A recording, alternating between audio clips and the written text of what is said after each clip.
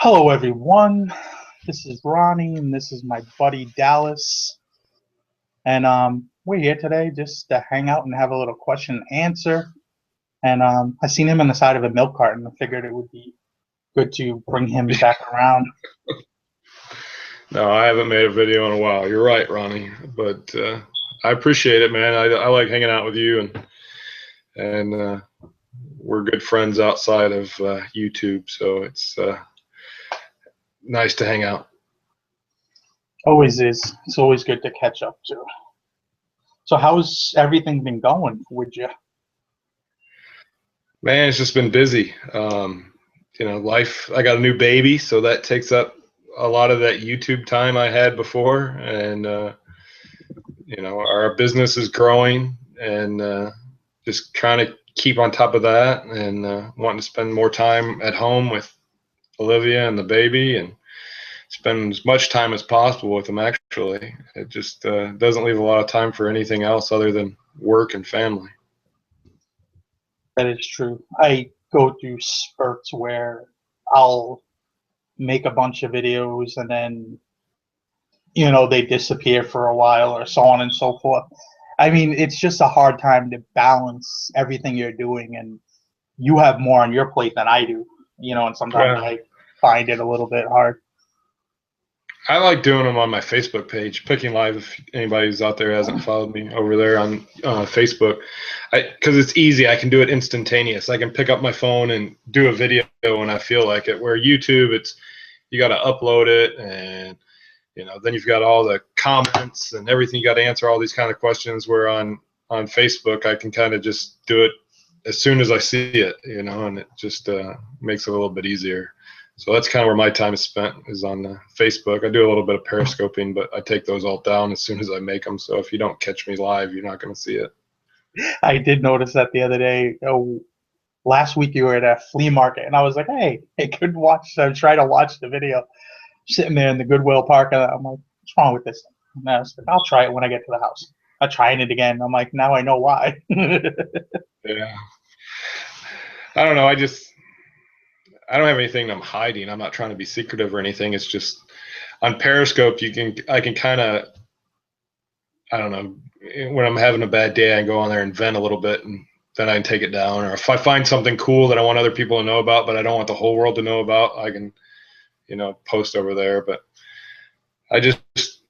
there's so many different ways that you can stay connected with your friends and your followers and your community that, when we first started doing YouTube, 3-4 years ago, that was really the only place that people congregated that were doing it. And that's kind of why I got on YouTube, is because I was like, man, look at these people. They're doing the same thing I'm doing. I can relate to what they're doing. But now with Facebook and everything else that's going on, you can kind of do whatever you want and not have to worry about everything that goes on Facebook. If someone leaves a bad comment for me on Facebook, I can just get rid of them. So that's the best thing. even on here, it's, if you don't like somebody, you get rid of them pretty quick. Yeah. I mean, I try not to have too many issues with certain people, and most of the time, if I do, it's a misunderstanding. And there's been people I've called up and talked to on the phone, and other people I've talked to, and it's usually a misunderstanding, or it's about the group that we created last year, the Resell Society, that somebody gets blocked or somebody gets upset that they get blocked from the group. And usually I'll take the initiative to say, hey, sorry, and it's just, people get all bent out of shape about things sometimes. Yeah. It's good and bad. It's like, man, I mean, people want to be, we're out there, we're doing what we do, and people want to be a part of that. I understand. And I don't block. I don't think I've blocked but maybe 3 people in my entire life on YouTube or Facebook or anything. But sometimes I get a comment and they'll be like, you're a jackass or something. And I just write back, thank you. And, just kind of move on with my day. Where when I first started like 3 years ago doing YouTube videos, that kind of offended me. Like somebody be like, you're a dumbass. You don't know what you're talking about. And I'd be like, let me tell you why I'm doing da da da. And I'd sit there and, try to argue with them. And now it's just not that important. And, family and, everything else. That's what's important. Making money. That's important. And the rest of it's real real stupid. Yeah, I think I blocked one person. There was a guy pretty close to me that was kind of a nutcase, and then he started messaging Golden Finger Picker Chad. Like, it was like, dude, this guy, he lived really close. I found his Facebook, I found his address, and it's like, all right, you don't start leaving me It's alone. weird though, because sometimes you won't think about being a YouTube or YouTube famous or whatever, and a couple months ago I was at an auction and a guy walked up to me and goes, "You're Dallas Moore," like I was somebody important. And I'm like, "Yeah, what's up?" I'm sitting here in my flip-flops buying shit just like you, I'm nothing special. And then the other day I was, I sell a lot of vintage photos online, and I bought there's a group, big album of photos that I wanted to buy, and the lady was a little higher on her price. So I sent her an email and said, "Hey, I'm interested in buying this, but I think you're a little high on your price. Would you take such and such?" She goes, "Oh yeah, I didn't start buying photos until I saw you on YouTube. I'll take your price," or whatever. And I was like, "Okay, cool." And then I'm working on some development stuff for some apps that is coming on down the line, and one of the developers or whatever was like, "Oh yeah, I love your YouTube videos and stuff." And I'm like, "You're not even in my community, you're not even like a picker or nothing. You're like but I don't know. It's weird when somebody recognizes you and you don't feel like it's that important of a deal." I remember the first time I did it was like right after I started showing my face on these things, because in the beginning I didn't show my face. Yeah.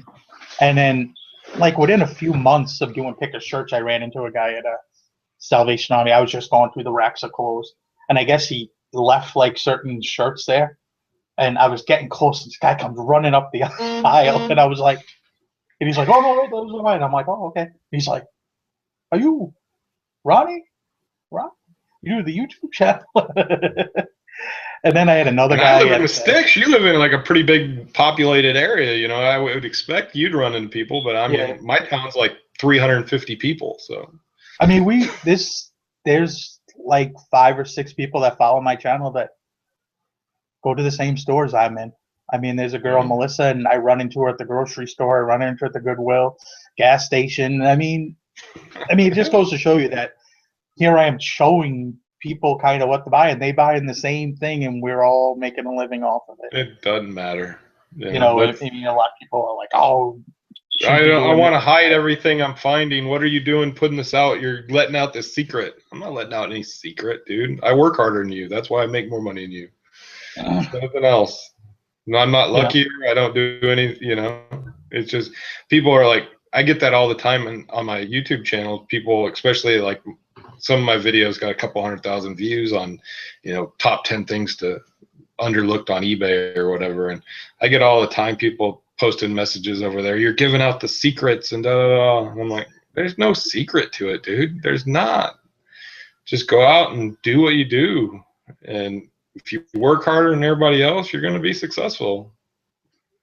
I think you have 1 or 2 videos that have more views than my whole channel, like, period. Yeah, I've got some videos with some views on them.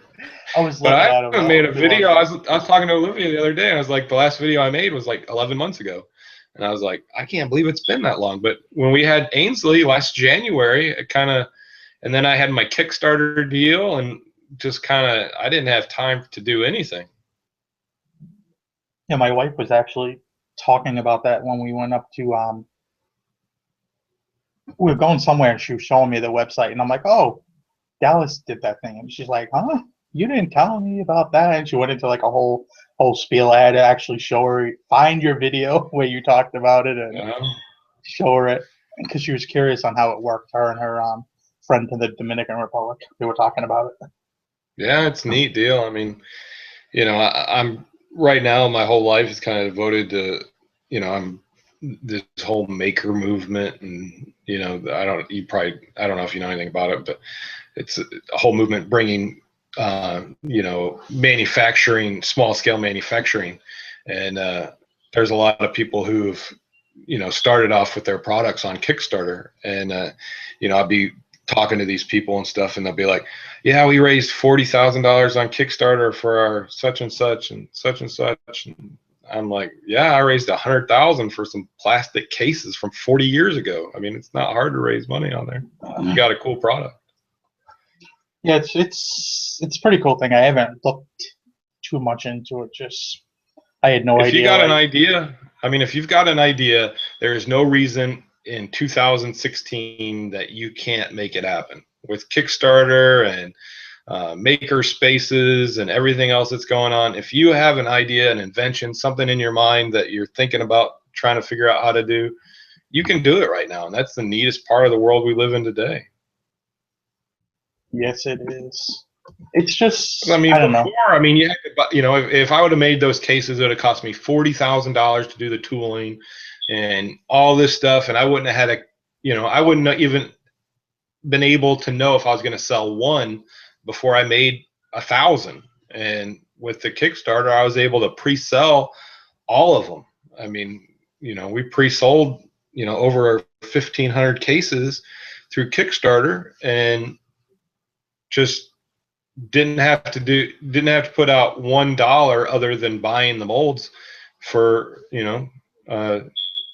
until my Kickstarter money came through. And then once the Kickstarter money came through, the molds started making, and we had them out to the customers by July. So it's just a neat deal what you can do right now. I mean, with technology and the availability to financing and funding, if you have an idea, you can accomplish it right now. Yeah. There was a question in the chat.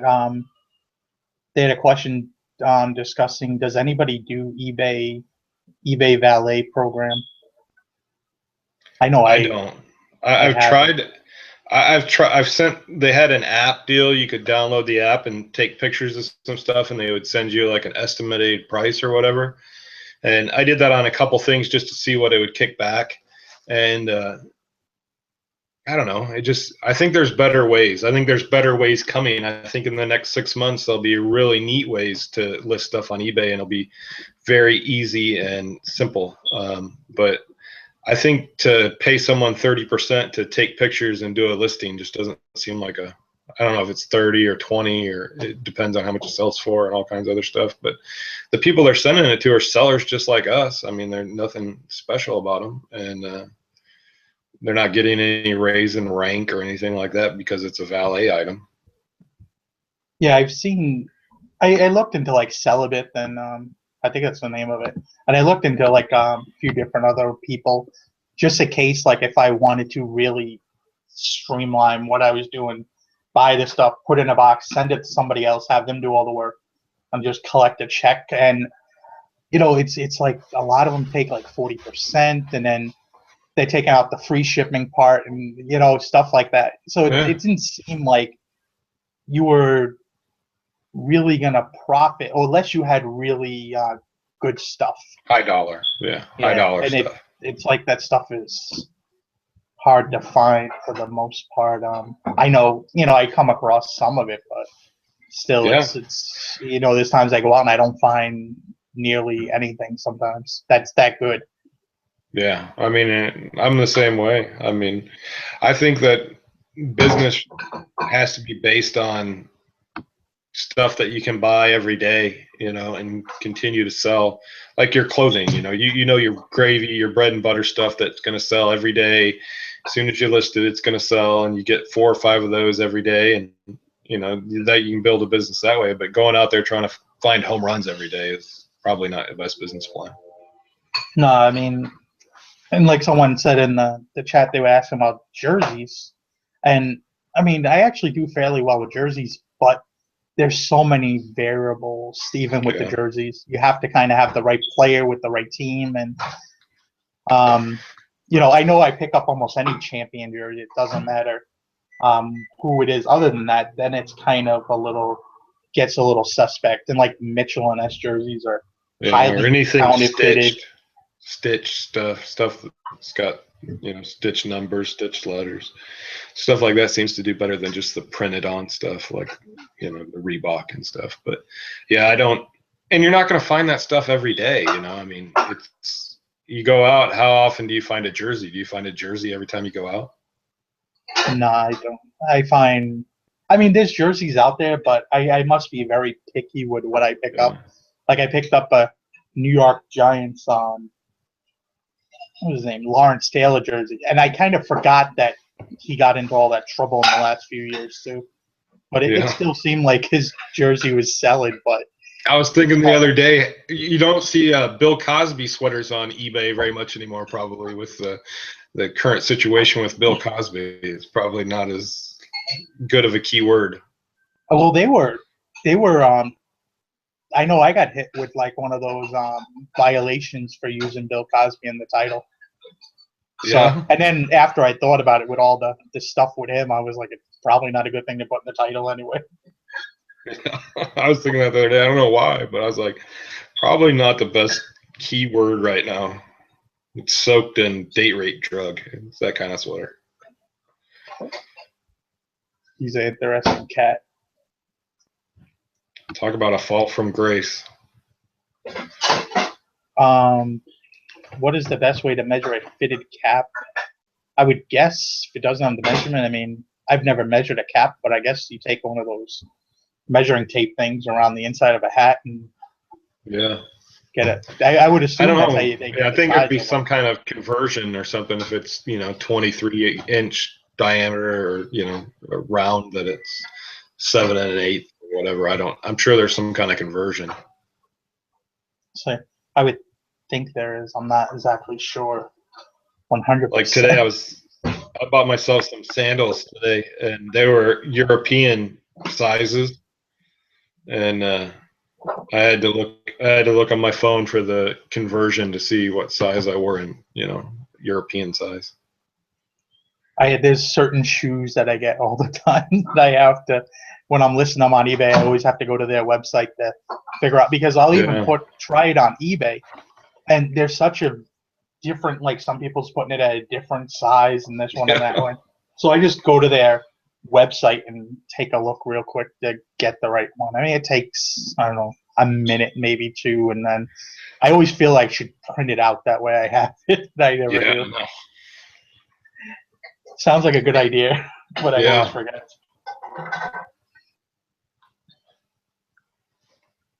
But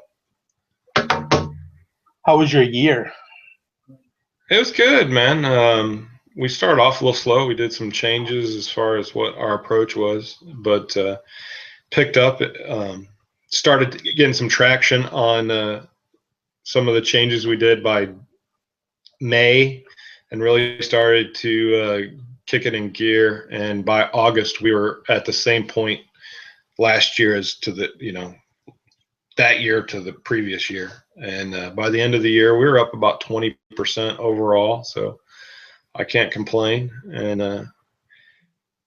add the Kickstarter to that, we were, up closer to 45%. So it was good.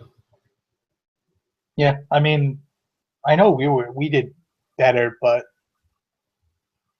I don't remember off the top of my head what exactly, how much better. I mean, it was like 40,000. It was probably 35, 40%, somewhere in that price. I mean, that range. I thought I would do better, but I kind of got, I don't know, at certain points I was kind of chasing Amazon a little bit. And then I just laid off Amazon towards the end of the year. I don't know. I just had like this fear of. That seems like the opposite approach that I would have taken. I would have probably went crazy in November and December and laid off the rest of the year. But Yeah, I kind of thought about it after, like, I should have. I mean, this year, being back on Amazon for the whole year, kind of getting into the whole thing. No, there's big opportunities. I mean, there's opportunities everywhere. I still think that eBay is the biggest opportunity on the web right now. So, I mean, to turn dollars into $10 bills, you can't beat it. And Amazon, you're turning dollars into dollars. So, $1.50. Yeah, I mean, it kind of drives me crazy when I see people bash on eBay. It's like it's going away tomorrow. It's going to be bankrupt or anything like that, and it's kind of like, huh? What's going on there? Oh, is that bothering you, Chad? I'll move the leaf for you. But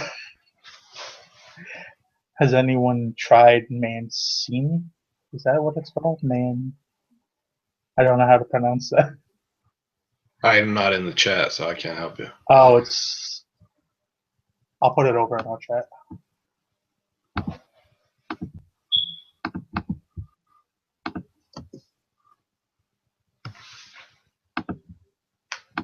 I have no idea what that is. I guess, I mean, the only reason I know what it is because they were talking about it in the admin chat, or, I mean, I don't even know what it is. It's not like I went to look at the site or anything like that. It just seems to be some type of reselling site that's out there. But Is it like a eBay clone kind of thing, or? I have not checked it out. Anybody in the chat knows? Let it fill us in. But we had another question. How do we see here? I bought a men's dress jacket tonight for 33 cents. That's cheap. No idea what the brand name is yet, but even if I know name, what are size 44 and 46? Do they sell okay because of the size? I mean, jackets are going to sell between material and, yeah. I mean, yeah, size is going to have something to do with it, but I would assume like a 44 is 42, 46. That's pretty common sizes, I would believe. That's like a large. Yeah.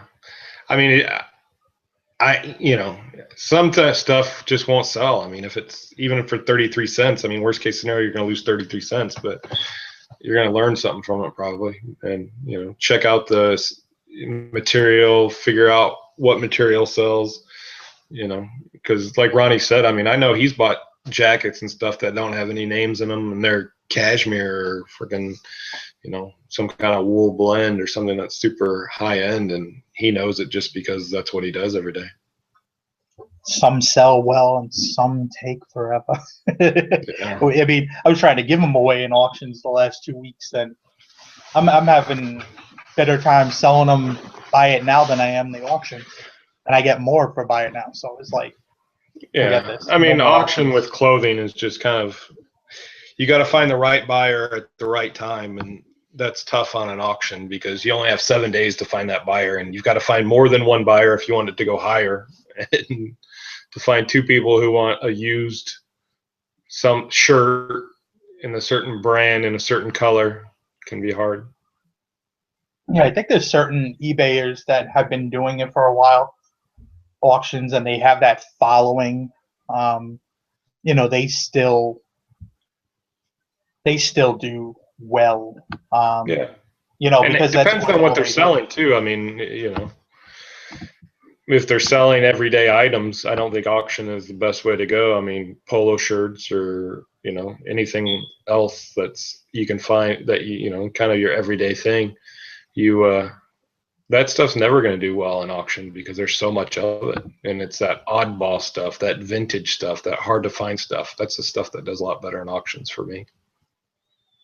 I think that's in general kind of what sells better. I mean, I think clothing, or less it's something, the only thing that comes to my mind when I think of clothing is like one of those rare Ralph Lauren pieces or something that's going to drag traffic. Other than that, I really would have a hard time, because I've tried like little auctions with high dollar things and they just don't sell.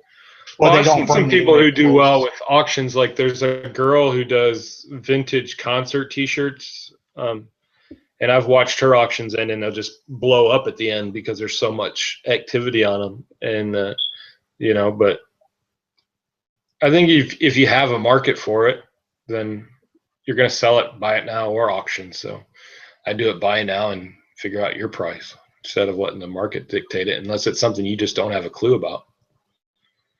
Yeah.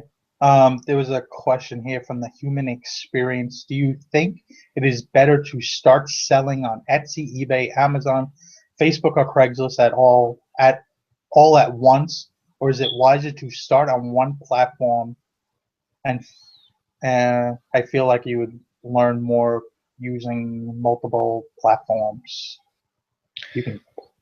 Well, I mean, like I said, I'm big right now into lean manufacturing and stuff like that right now. And one of the big principles about that is you do one task at a time. So I'm a big believer in that. And if it was me, I would start on the easiest platform to learn. And I think that's eBay. I think you learn more from doing eBay than you learn from doing Amazon, because Amazon's dictated by what your phone tells you, and eBay, you kind of got to get a feel for it. And you'll go to places and you won't be able to, you'll find something that there's not a comparable on eBay for, and you'll have to get a feel for it. And between those four, I think eBay's the biggest opportunity right now. I've tried Etsy. I've tried selling on Etsy 3 or 4 times, and I don't get it. I mean, I don't sell hardly anything on there, and it's not you can't integrate it with any other platform. So I can't like pull my eBay listings to Etsy and just the automatic list. There's no way to do that, and I don't know. I don't get Etsy. I'm a 2016, my major focus right now is on eBay. My Amazon business kind of runs itself at this point. We reorder and we send out about twice a month pallets full of stuff. I think Facebook's a good opportunity right now. I think Craigslist is dying, depending on where you live. Where I live, Craigslist is a tough sell because there's not enough people. If you live in a major area, Craigslist can be great. But I think Facebook could be an opportunity with all these garage sale groups and everything else that is going on right now with those. I mean, I think it's a huge opportunity. But if it was me, I would start with one platform. I would focus on either eBay or Amazon, depending on the kind of stuff you're finding. If you're finding unusual, unique, different stuff, then I'd focus on eBay. If you like going out to stores and scanning products to see what sells on Amazon for a profit, then I'd focus on Amazon. But one of those two, and focus on those, learn that, and then go on to the next one. Yeah, I mean, it was basically the same way. I mean, I started on eBay, kind of did Amazon around the same time, but it was just I was going out to the thrift store. I didn't want to leave anything behind. It was like, oh, something sell on eBay better than Amazon. But I didn't. When I first started, I had like 50 things in each store, if that. So it wasn't like I was running around going crazy. Me and my wife tried Etsy twice, and I've sold one thing, and I sold it. That thing on Etsy I sold on eBay before and forgot to take it down from Etsy, so that failed. I mean, I just don't get Etsy. I mean, I know that you've got to do a lot of your own marketing and stuff, and I know a lot of people who are doing, that I'm meeting in this whole maker space are selling a lot on Etsy, but they're handmade items that they're doing, that like they build a lamp and then they'll put the lamp on, and then when someone buys it, they make the lamp. And then someone buys it again, they make another lamp. And those are the people that I see that are successful on Etsy. But guys like me who go out to auctions and buy kind of oddball vintage stuff, I haven't been successful at it. And maybe I'm not trying hard enough because I'm not big into, tweeting about everything I've got listed and, Instagramming about it and doing all that type of stuff. And I know you have to do that for Etsy because that's kind of how the platform's based. But I just don't get it. Yeah, I'm not one of those people that have to have the same item list on 5 different platforms. That if maybe it might be something that's not worth selling if you're doing that. I mean, I don't know. I love eBay. I mean, the fees are really not that bad. No, I don't think they are whatsoever. I mean, and they have all the advertising. They have worldwide everything. I mean, I've even started doing the global shipping program. It took me a long time to think about doing that, and finally transferred some of my listings over, even though people are still buying stuff the regular shipping way, which doesn't bother me, but it's like, okay. Yeah, I'm the same way about the global shipping program. I didn't do it for a long time, and here the last 6 months I've used it a little bit more. It's available on all my listings, but it's so expensive for the end user. But with the dollar being so strong right now, I'm not selling a ton overseas right now anyway, so I'm not sure if the global shipping program or what is causing that. But I think it's more about how strong the dollar is versus European currencies. Yeah, I think. Well, I think part of the shipping increase there kind of Yeah, hurt that a hurt little too. bit too. That went up, I don't know, 25-30%. I mean, I Yeah, know quite a packages bit. that was $16 and now 22. So I Yeah. mean, if you do the math, that might even be like closer to 40%. I mean, it I'm just went up pretty high, just a lot more than I wanted to. And customers will message me like, "Hey, I was buying a few months ago. Why is the difference in the price?" And I'm like, "U.S. has a postal rate increase, yeah. and they're like, "Well, could you send it somewhere else?" And I'm like, FedEx, unfortunately, There's and UPS yeah. are a lot more expensive. Yeah. I So had a guy the other day, I sold a lamp on eBay and it was like $120 lamp, mid-century modern lamp. And guy, I had it listed and the guy was in Sweden. The guy who bought it was in Sweden, and he paid, I think, $110 to ship this lamp or something. And a guy in Indiana wanted to buy the lamp and made me an offer, and he said my shipping was ridiculous, the guy in Indiana. And I was like, and he's like, FYI, I found a better lamp in better condition for less money with more accurate shipping rates and da da da da. And I sent him back, said, FYI, I sold it for full price, so suck eggs.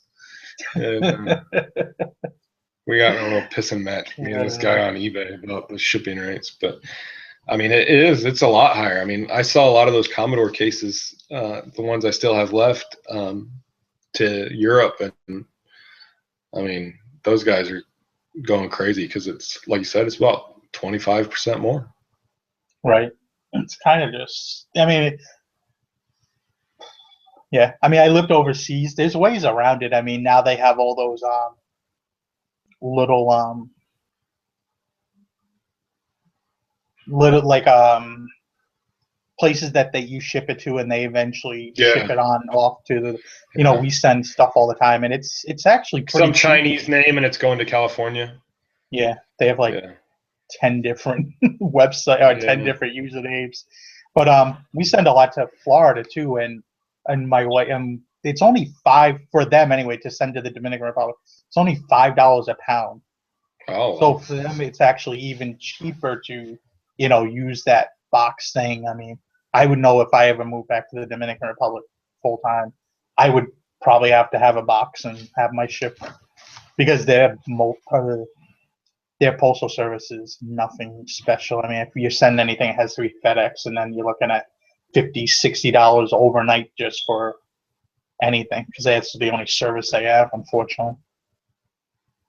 But you see here, Joan asks, running in Dallas, what did your family and friends first think of your eBay ventures? Did they see the potential of all the full-time income, or were they not supportive? Well,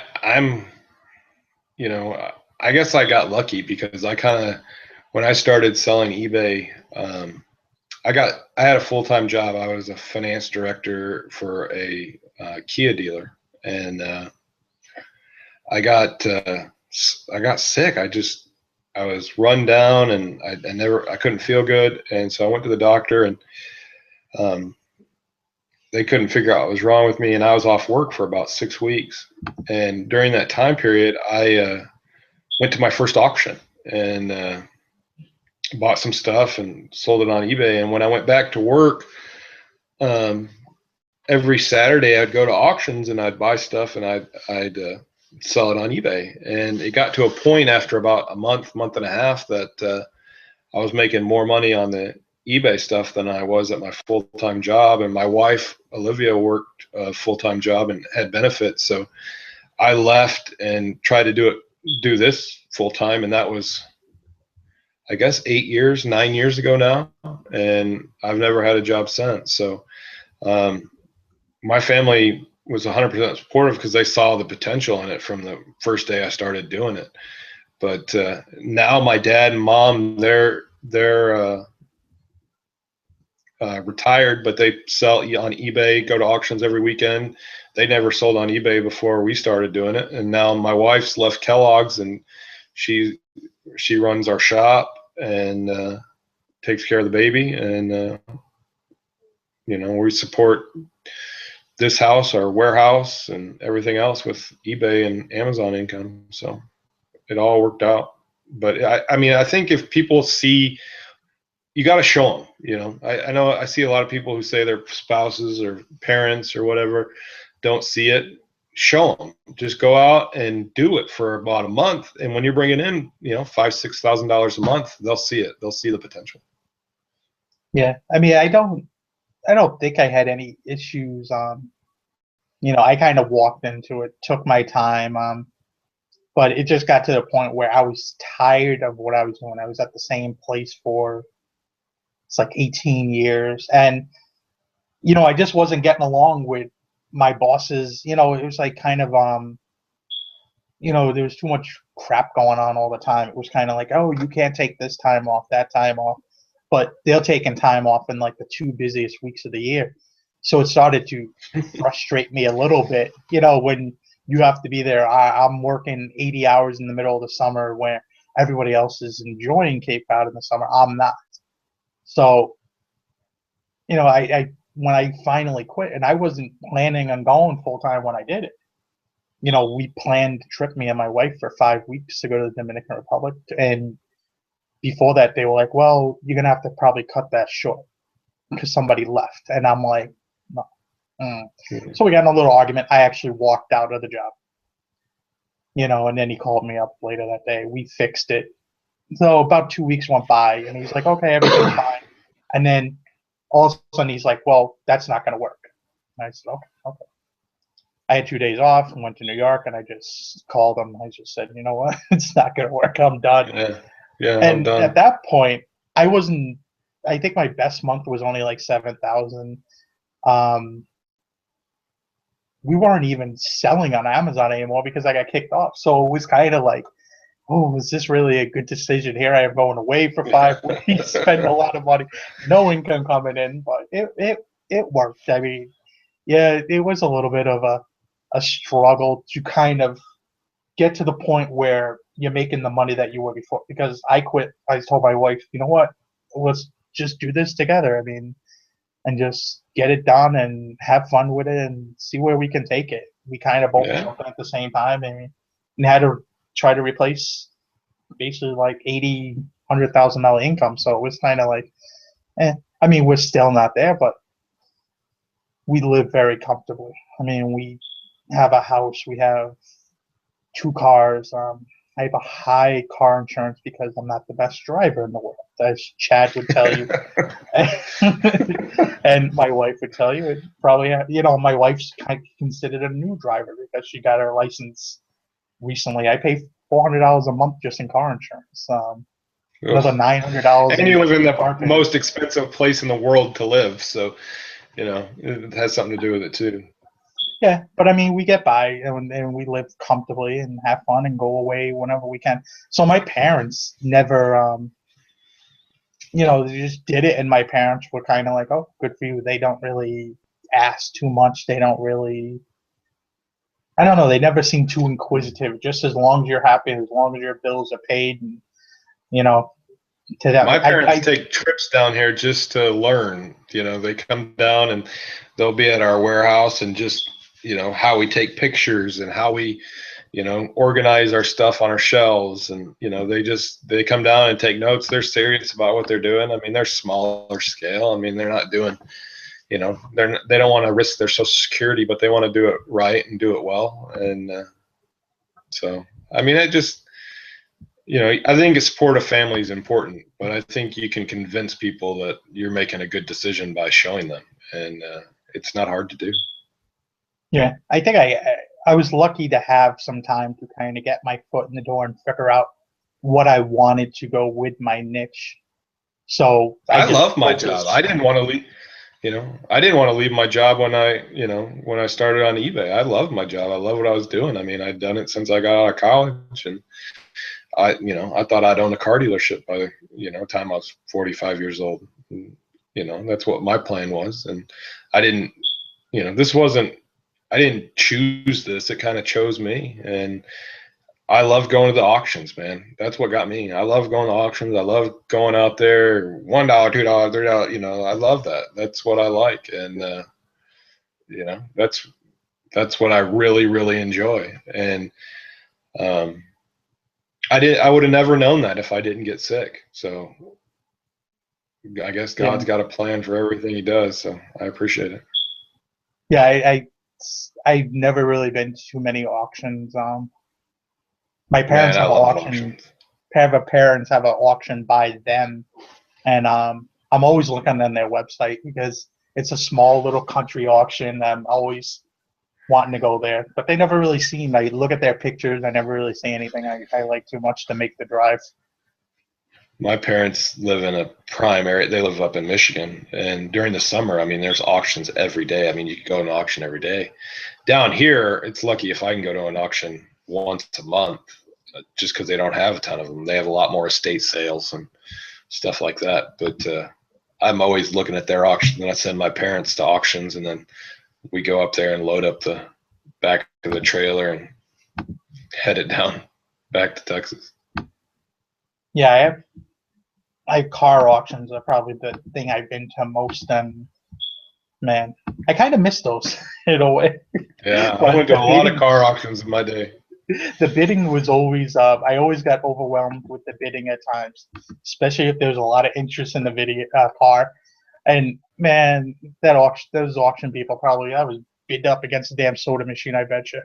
Yeah, I mean, there's times too. where he's going, I'm looking around trying to figure out who I've bid to get.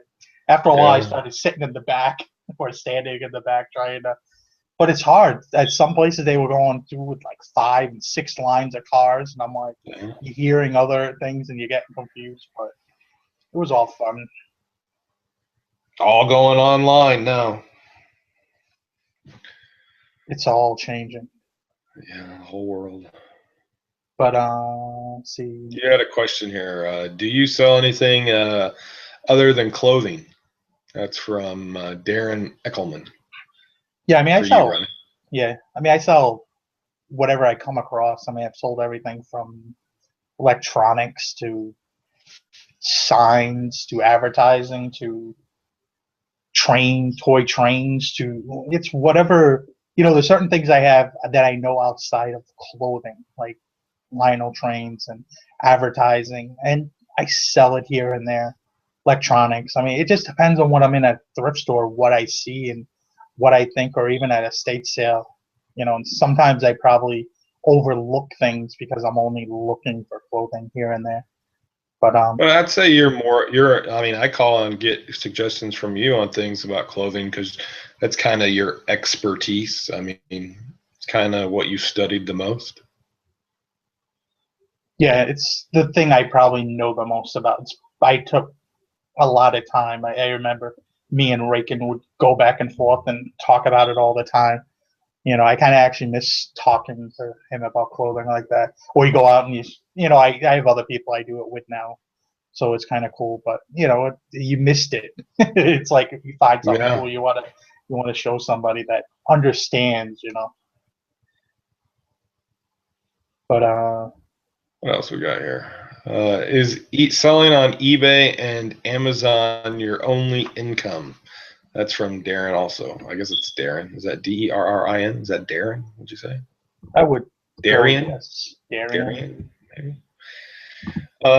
Yes, selling on eBay and Amazon is my only income. I mean, I have a small income from a couple investments that we have, but not enough maybe enough to make a car payment, but nothing else really. But yes, eBay and Amazon are my income. Yeah, it's basically here.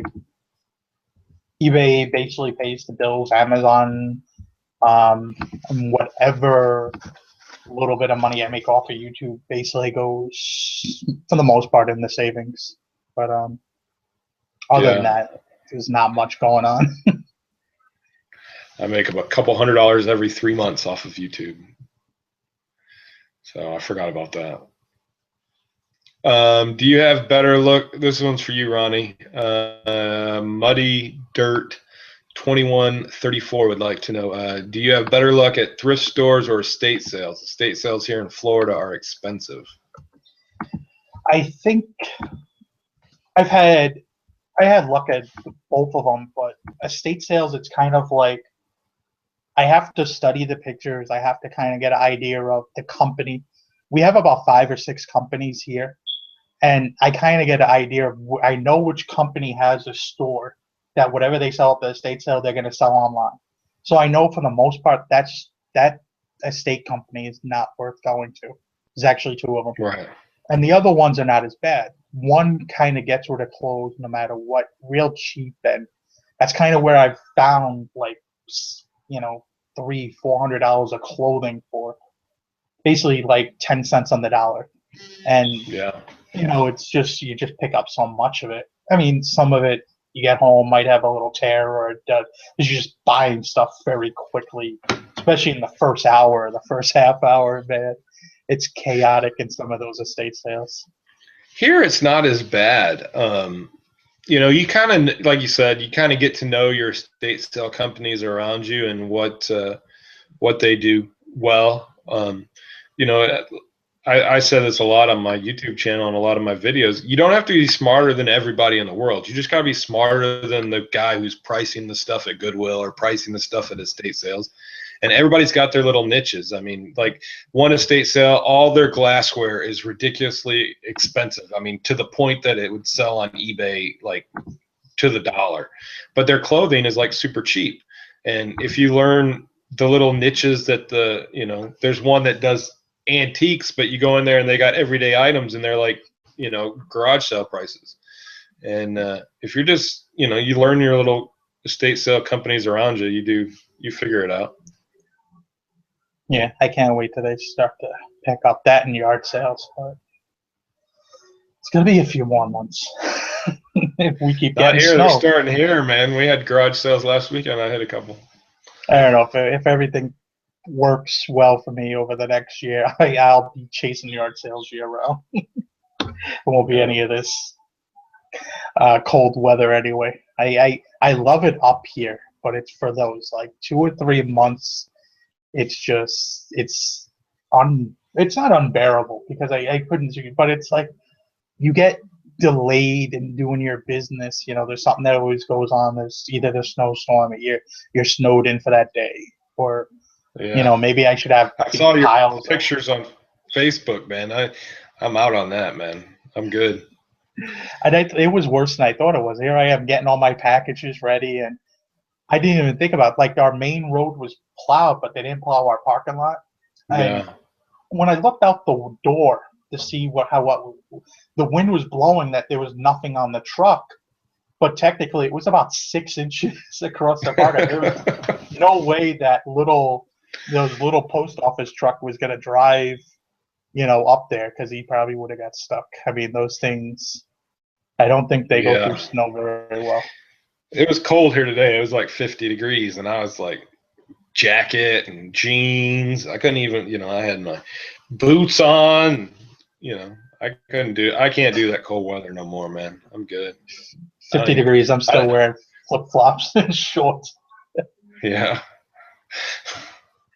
My wife will get mad because I'll go out 30 degrees and brush off the cars with a t-shirt or something. It's like I'm not affected by cold all that much. It's just I hate the ice. I hate the whole dealing of shoveling the walkway and shoveling your car out of the snow. Yeah. If I could just, and it's a little, sometimes it gets a little cold. When it gets really cold, if that wind starts blowing off the ocean. We had a garage sale at our shop last year sometime, like September or something, just with stuff that had accumulated. We bought a couple of estates out, and there was junk that wasn't eBay worthy, and just blow it out. And I had an old snow shovel from when we lived up north, and I put 50 cents, and I couldn't sell my snow shovel for 50 cents in Texas. Can you believe that? That's funny. You never use the snow. You never snows, really? We get maybe a dusting a year. Even when I lived in Florida, it snowed. Like Oh, we get they cut school. I mean, I was in oh yeah, they'll close school if even junior they high. talk about it might snow. It was Yeah, like but I falling mean, from we the get sky. ice. We get ice storms. You know, like we'll have rain, and then it'll get down like cold, and then it all freeze on the power lines and stuff, and it gets pretty nasty that way. But not a lot of snow. Yeah, I think ice. Because I fall. I don't know what it is. I fall constantly. I'm always fearful. Like, See, you get a million terminal. YouTube views if you could just get Gretchen to follow you around and tape that. I'm fearful. I mean, you see, like, Terminal 99 fell and broke his ankle, and then Oh, I didn't know. Alabama Pickers did it last year. It's like, man, I fell after a few times at a state sale because it was like 32 degrees. It just snowed, but that ice gets slick because of the Yeah, sun. And I thought I was yeah. fine, and all of a sudden it was going downhill. There you go. Next thing I know, Sled. I'm on my back looking up, and I'm like, ouch, that hurt. But it was worth it. I remember I found some cool stuff at that estate sale. There was not too many people that decided to venture out that day, but it was cool. But see what else we had over here. Sky Solo Dallas. How much do you pay your workers to take pictures and list on eBay? Well, I've kind of got I got two different groups for that. I have VAs in the Philippines that do our listings, and then the pics are done by the girls that work at our shop, and they also pack boxes for Amazon and do that kind of stuff too. And I pay them $10 an hour. I think one of them's been with us a little over a year. We gave her a raise. I think she's up to $11 an hour. Neither of them are full time. They're both college students, and they work about 24 hours a week. And they just take pictures and stuff boxes for Amazon. So, and then the two girls I got that do our listings in the Philippines, they've both been with me for a little over a year now. I guess no, even longer than that, closer to a year and a half. And I pay them with our exchange rate right now. It's a lot less than it was when they started, but I think it's like $108 a week or something like that. I think it was like 140, and now I think it's like 108. And they work 8 hours a day, 4 days a week, and they do nothing but list stuff on eBay. I do have one of them that does a little bit with Instagram account for our photos, but other than that, that's all they do. Pretty good. I pay my wife. She gets nothing. Yeah, my wife doesn't get nothing either. Neither do we. Neither do I. I'm over here eating ramen. She spends the money though. Her credit card that she doesn't supposedly use that pays off in full every month. It's like, Yeah, you put on that thing. The thing yeah, is, I I don't see know. anything wrong. Olivia was home all day today, and I come home and there's this gallon of like some kind of like solvent on the island in our kitchen, and I was like, what the hell is that? And she's like, there was this traveling salesman that came by, and man, he was a good salesman. But it was good stuff. I mean, it seemed to work great. And the guy cleaned all our windows, so hell, I'm happy. Yeah, we had another question there. It's like, how did you get your wife to enjoy picking? His wife, I guess, refuses to do it, or is it all about the money? My wife doesn't really pick. She kind of runs the other end of our business. She runs the shop, runs the girls out there, and handles the questions and shipping and all that type of stuff. And I go out and buy and pick or whatever. But yeah, I mean, it just I don't know. I mean, she goes out occasionally. I mean, and we get some calls occasionally at the shop because we're advertised as a state liquidation, and she handles those. Like on my Facebook page yesterday, I posted she bought some old computers and stuff. but she really doesn't do that part. She does the part she likes. You know, she has a business degree and she handles the books and runs her shop. So that's what she does. Yeah. I think my wife enjoys it. I think she really, I mean, she's found some good clothing articles that have sold upwards of $400 and stuff like that. I think she kind of enjoys the yard sales and estate sales a little bit more. I enjoy actually having her at estate sales as someone actually, if I'm going through somewhere and I like having my wife at auctions because I hate packaging shit up. So I just buy it and hand it to her and she puts it away, you know. But yeah, I know what you're talking about. Having a second set of eyes is definitely nice, especially on some of those estate sales that are bigger where there's all kinds of stuff. yeah, it's just, and you just get in there and it's like you might want to attack two different areas. You see something in the basement, you see something upstairs, because you can get an idea of where things are placed in the house by the walls and the flooring, you know, and it's always, okay, you're going to go and get that. Or I'm different, you know, and you got different point of view, you know, maybe she knows something a little bit better than you do and she'll recognize it quicker. You know, it's just, you know, I mean, I don't think if your wife's not into picking, if that's not what she likes, she doesn't like going antiquing or she doesn't like going to thrift stores, you're not going to convince her that it's cool to do. So just find a part of your business that she will enjoy, you know. Like my wife, she likes doing the books and managing the people and handling that stuff. So, and she does all the ordering and bill payable and all that type of stuff. And, you know, she gets to work and does what she enjoys and takes a lot of stress off of me, man, because I don't have to deal with it. Yeah, my wife, I think she enjoys taking the photographs, so that's easily something, and she's very good at organizing. As I would, organizing would be kind of sketchy if I had to do it. You know, there's times where she tries to apply for a job, and I'm like, I'm gonna lose her because she wants to become a what is it, a flight attendant. So every once in a while she does that, and I think it would be cool because I could almost free flight, yeah.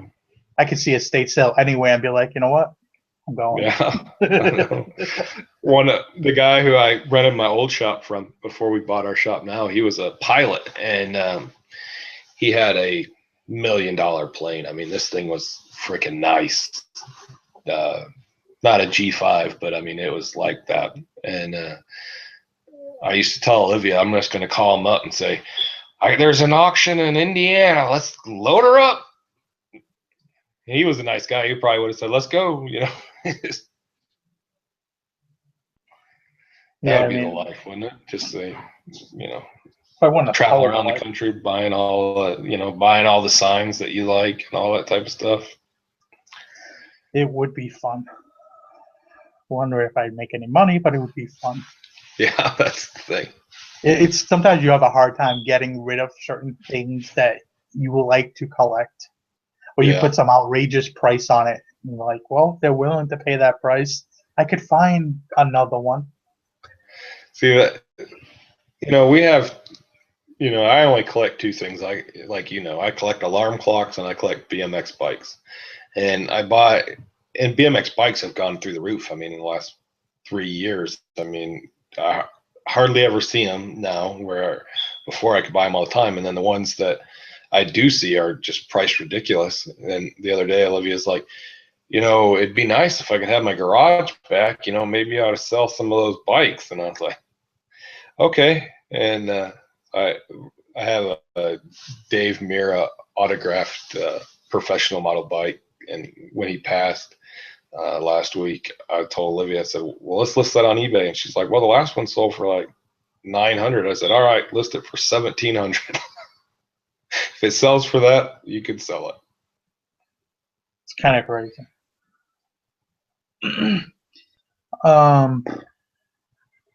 Yeah, I mean, my wife she enjoys it for the most part. I think there's times where she gets bored of it, but for the most part, she enjoys it. It beat working as a system manager at the party store. Yeah, that's for sure.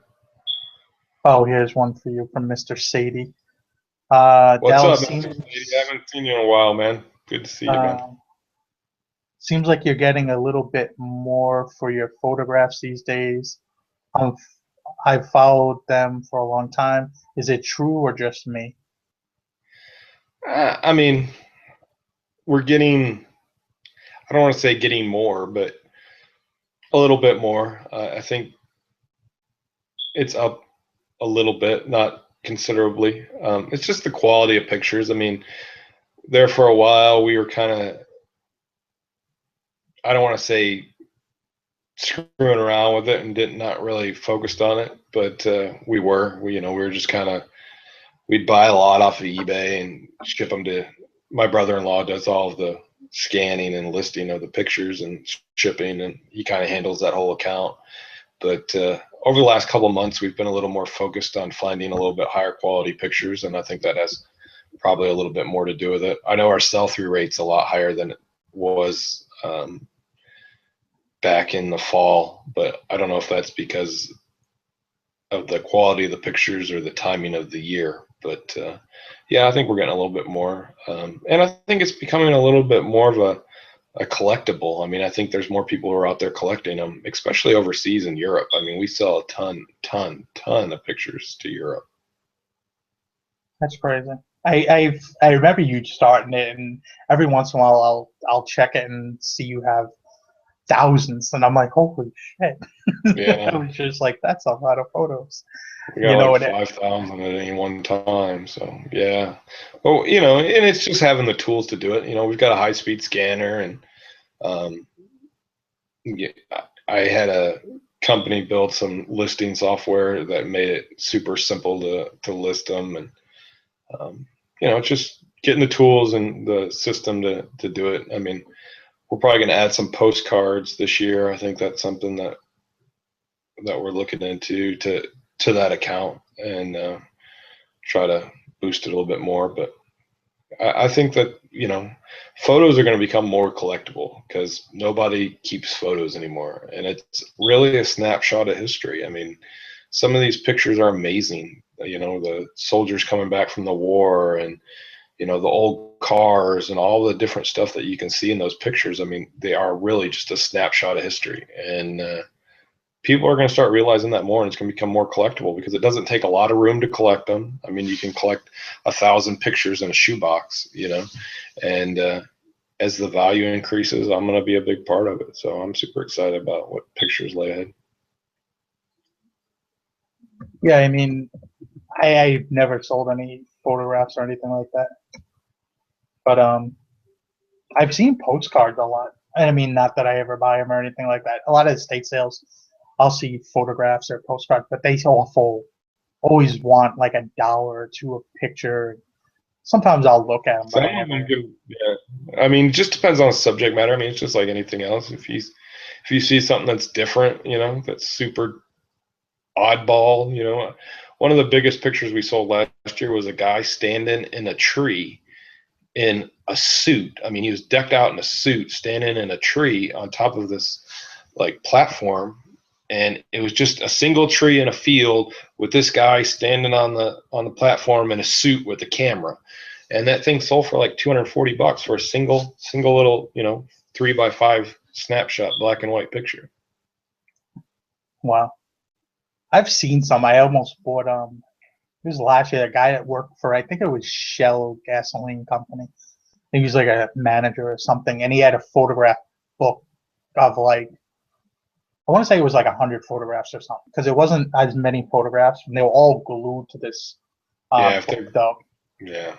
And I just thought the subject matter was cool because you see a lot of the advertising and stuff like that, but they wanted like $200 for it, or even possibly more than that. And I was just looking at it, and I was like, I ain't buying that. Maybe if they didn't glue the photos in there, I would have been thinking they could have been something, but they did glue the pictures and everything. Yeah, I wouldn't have bought it either for that. But I mean, if you got the right album, I mean, like that album I was talking about with that girl who knew me from YouTube, that album I bought from her for $200. And it was an album of pictures. A lady worked for the PBS radio station in San Francisco. And they're all from like the 50s up through the 70s. And there's probably 500, 600 pictures in here. But the lady, like I said, worked for PBS, so they would go out and interview people, and she'd take pictures while they were interviewing, and she'd take pictures at concerts and all this stuff. And it had these Janis Joplin pictures from a concert that she did in San Francisco. And I mean, you could see Janis Joplin up there jamming, you know, in probably 10 of these pictures. And then there was this, I don't remember the guy's name, but he was a same time frame as Martin Luther King, but he was in California, and kind of the same prominence, you know, not nationally, but in California as him. And he's very, I guess, popular guy. And those Janis Joplin photos we sold for $80 a piece. And, you know, there's 10 of them, you know, that's $800 for a $200 album. Some people think I'm crazy spending $200 for an album. But when I, you know, saw those pictures, I knew what they were worth. And then those photos of the African-American gentleman, I mean, they probably had 30 of those, and those sold for like an average of $22 a piece. And then I've got all these little pictures of cats and all this other stuff that sells for $4 or $5 a piece. And before long, that $200 album, I ended up piecing it out and selling it for over $2,000. Pretty cool. That's money right there. What the hell? But nobody's asking us any questions, Ronnie. They don't like us, man. I've had worse. But yeah, I'm probably gonna cut this short. Been at this for a little while. But any last things you'd like to say? No, man, I appreciate you having me on. You know, I appreciate what you do, because I really enjoyed your recent videos on the clothing brands. You know, like I told you offline, I mean, that Willis and Geiger video, I mean, I was at an estate sale, and I texted Ronnie and I said, hey, I got this Willis and Geiger shirt, and it's just a plain shirt. I don't, you know, nothing special about it. And he's like, I was like, it's $5. Is it worth buying? He's like, yeah, buy it. So I bought it, and it ended up being a little bit more special than that. It was some balloon cloth or something like that. And they had a bunch more there, and they were some were $7.50 or something, but I knew no one would buy them. So I went back the second day when it was 25% off, which only saved me like $1 or something, $1.50 or something like that. But I knew no one would buy them, and went back and I bought, what was there, 6 more, something like that, Ronnie, in that video? I think you bought like 7 in total. I was like, oh man. And I've already sold 5 of those shirts, or 4 or 5 of those shirts, and you know, I spent probably a total of like raking profits on Periscope right now. If I sent, I sold 4 of those shirts. 2 of them I sold. The poplin one that you told me about, that one sold for like $60. That balloon cloth one sold for like $50, and then the 2 plain white ones I sold for $30 a piece. And you know, I appreciate what you do. I mean, that's the reason I came on here tonight. I mean, I appreciate what you do. I think you do a big service with your clothing stuff, because it's not talking about stuff that people hear about, you know.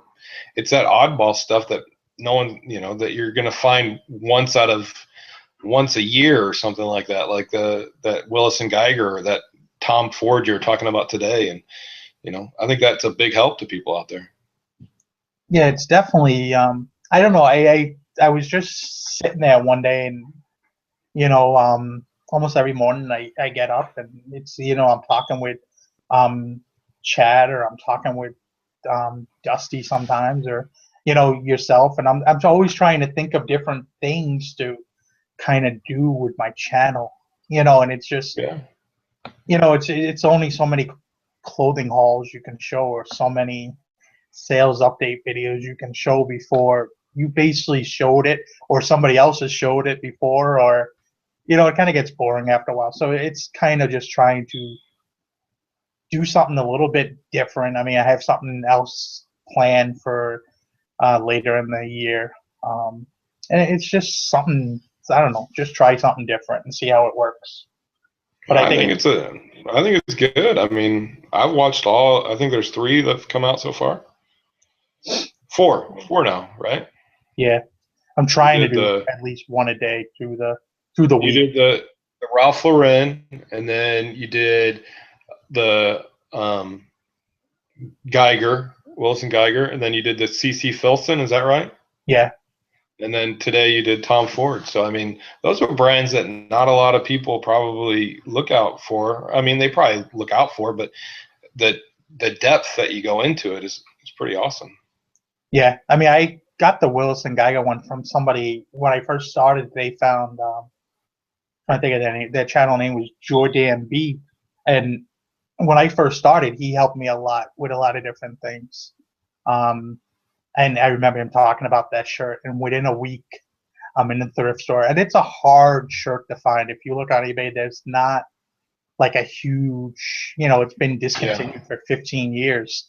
So when you do come across them, I found like this one that had like the shotgun shell things. It was like, I got like $150 or $60 for that shirt. I was like psyched. And there's at a Yeah. Salvation Army that I go to consistently, and I don't find really anything there. One day I'm stored that if there's one store I should just take off my route, it's that one store. But it's like I found stuff here once before. There's gonna be something else. Yeah, I know. I mean, I'm the same way. It's just you don't know if you don't go kind of thing. What was it? I would guess it was about a year. Oh, probably 2 years ago 3 years ago now when I first started selling on Amazon. There's a store here locally that does Neiman Marcus. They do Neiman Marcus closeouts, the Neiman Marcus warehouse stores in our warehouses in our little town. And I went into this. It's like a thrift store, but it's all Neiman Marcus clothes. And they had a box full of Tom Ford lipstick up at the front counter, and it was $5 a piece, and they were all brand new, sealed. It was just a discontinued color that they weren't making anymore. And I mean, it was a huge box. There's probably 60 of them in there. And I went in there and I felt like a moron buying these 60 lipsticks at the store. And so I spent my $300 on lipstick, and I come home to Olivia and I was like, look, I looked these up on eBay and they're selling for like $40 a piece, and we're gonna kill it. And so that was one of the first things that we listed on Amazon were those Tom Ford lipsticks, and we sold all of them on Amazon for like $65 a piece, and they're only selling for like 40 on eBay, and just killed it on these Tom Ford lipsticks. So I never forget that name. I'll never forget it as long as I live. Those freaking lipsticks.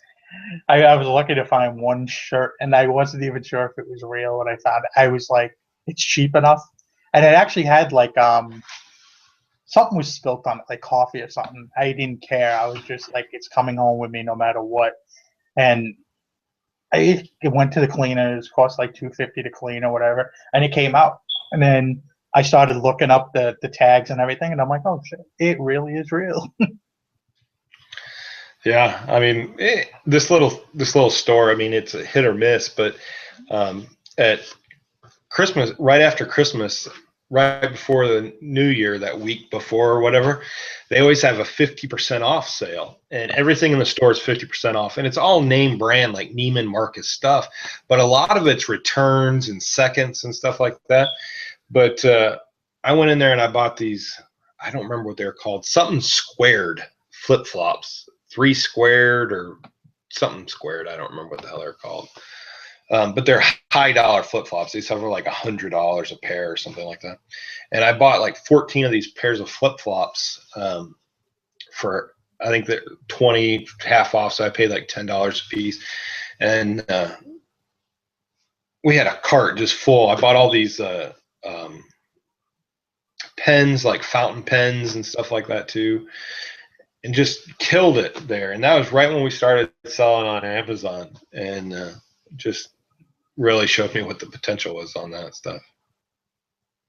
It's amazing, those little places. I don't think I've been back there probably in 6 months. Maybe I'll go there tomorrow, see if I can find anything. There you go. Alrighty. All right, man. Thank you, everybody, for showing up tonight. But that's my cue to go bye-byes. But thank you all, and see y'all soon.